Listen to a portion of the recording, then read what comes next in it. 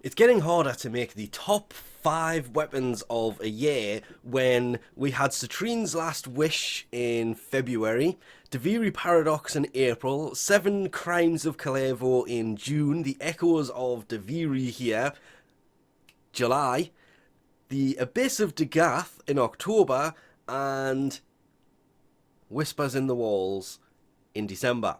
More so when they do daft things like this. So we'll jump in with number 5.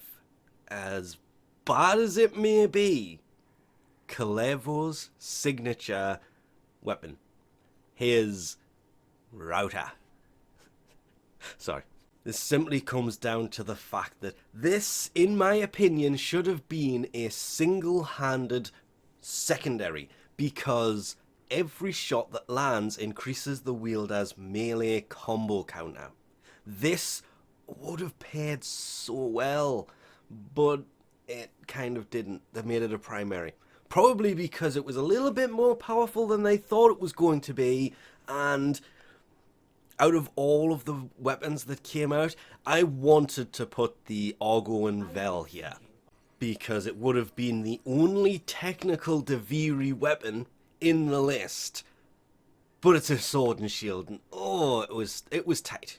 In at number 4 is Dagath's signature weapon, the Doorclave. This, in her hands, when a status effect kind of takes effect, it heals her slightly, which is great. But for every other frame, after 10 kills or assists, I love the fact it does assists as well, because sometimes you're hitting something and somebody uses their abilities and you still get the assist on this one. So it enters a spectral state that doubles its follow through and guarantees status effects for the next 10 attacks. Oh yes, not only is this the first blade and whip that's been worth mentioning in quite some time, it actually has some really nice perks to it, which makes it well worthy of being on the list. Not really a long list this year. There was only 12 weapons. Possibly more. I may have missed one or two, but ignoring the primes... I'm going to regret that one. Ignoring the primes... Yeah, 12-ish. Number 3, even though I would love it to be number 1... Sun and Moon. We have waited years to get a hold of Teshin's twin blades, and I really would have put these at number 1 because we've waited so long for them, and for nothing other than that, if it wasn't for the fact that there is nothing special about these.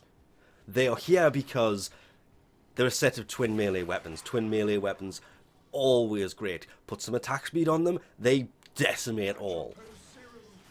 But they are kind of lackluster in the 20% crit chance, 22% status department.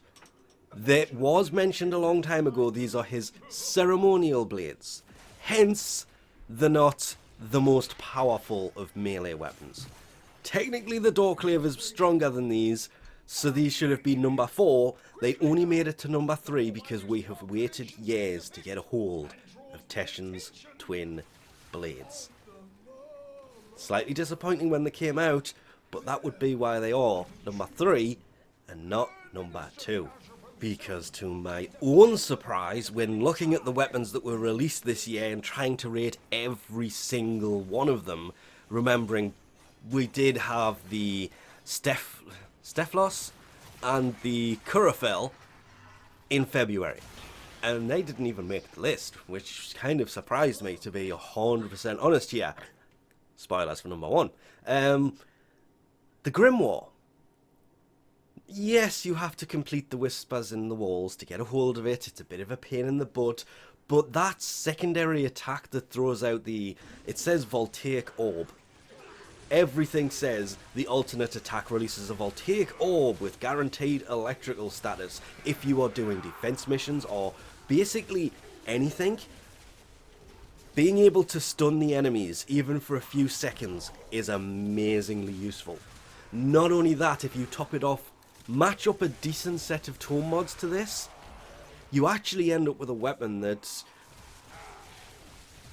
Enhances the Warframe's abilities and rewards strategical combat.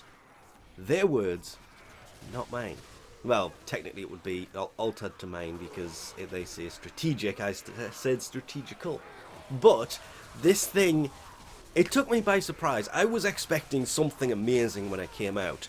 After using it a little bit, it was a pile of junk.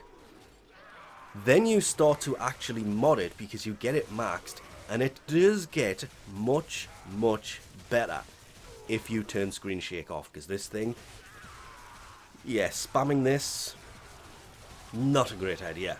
And the main reason I don't have all of these in here, the prime weapons, these aren't all the prime weapons of this year, these are just all the prime weapons that have come out, is the Boltor Prime is just a variation of the Boltor. Same with the Boltor, Bratton, Boar, Corvus, Galatine, Panthera, Signed. All of these are just different variations of weapons that exist prior to them coming out. So I kind of ignore these every single year. So at number 1, teased since, what was it, 2019. 4 years of teasing us.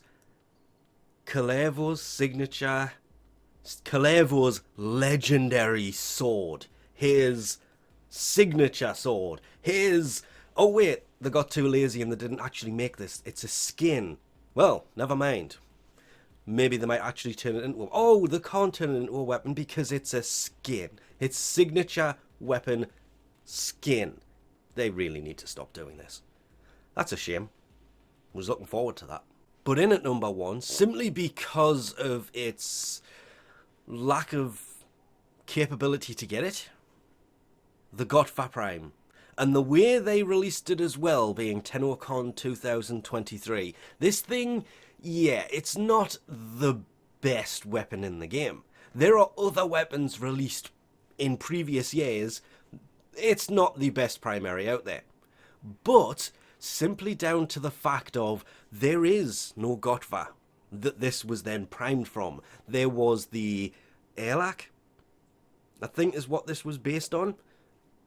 And this would be the prime version of that if it shared a name. It doesn't. It shares subtle visual details. That was about it. Which means the Gotva Prime doesn't have a standard variation. Which is why it has to be top of this list, because the only way to get it is to see Barrow and hope he brings it. Which makes it a weapon that is a pain to get a hold of.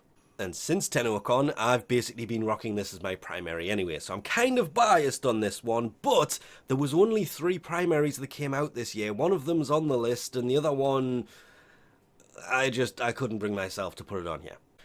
Really disappointing year for weapons, if we're being 1000% honest here. Sun and Moon was a bit of a letdown.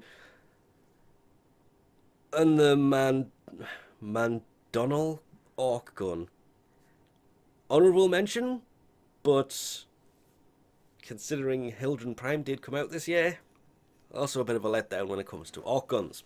But that's about it. We'll leave this off here. What were your top 5 weapons released in 2023? Because if we talk about best weapons of 2023, think like everybody else, still probably top of the list of weapons everybody uses, because it can arc between lots and lots of enemies, damaging and stunning a lot of enemies at once more than anything else, which is why, well, they can't really nerf it. It only does 21 damage. Or melt level 200 enemies if you set it up right. Which is why damage numbers don't always make a weapon horrible. With that, we'll leave this off here. Thanks for watching, and I'll catch you next time.